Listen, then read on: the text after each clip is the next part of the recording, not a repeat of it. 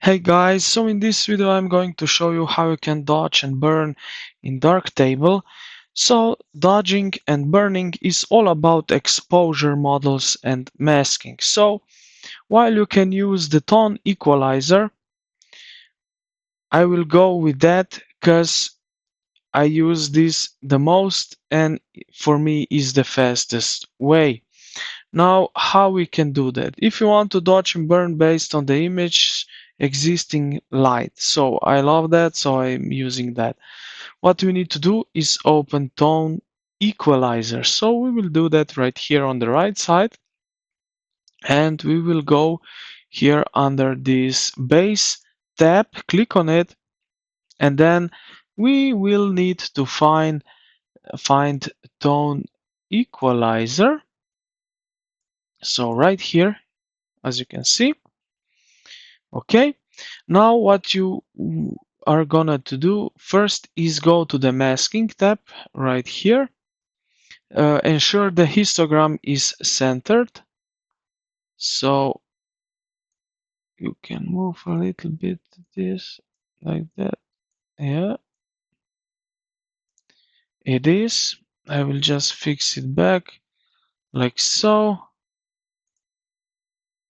Okay, now in the advanced tab right here, use your mouse wheel over the image, scroll up on bright areas to dodge and scroll down on dark areas to burn. So like this one here uh, is light. So if we go down, you can see what's happening. On the right side, you see what we are doing with this histogram. And if we go here to the dark side and we push this a little bit higher, now you see what we did. It's not perfect because we change a bunch of things.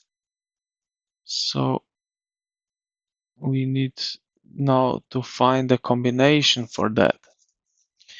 It automatically targets specific luminance level. So then you need to adjust that you are happy with it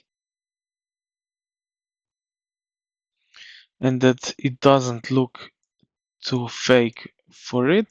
But right now it is because I didn't put so much like that. Okay, so this is how you can dodge and burn in Darktable. I hope this video helped you out. If it did, consider to like the video and subscribe to the channel. Okay, so I also forgot to mention here we have some exposure masks. So if we use that, we can put it right so,